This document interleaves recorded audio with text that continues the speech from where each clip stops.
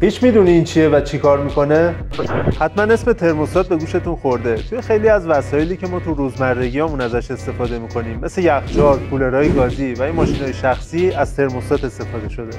اما صحبت من ترموستاتیه که توی سرخ‌کن صنعتی استفاده میشه.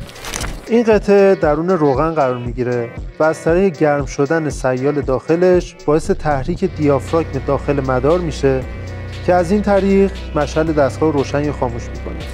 برای مثال اگر شما ترموستات رو روی عدد 160 قرار بدید، دمای روغن شما روی این عدد ثابت باقی میمونه. اما نکته مهمی که در رابطه با ترموستات ها وجود داره چیه؟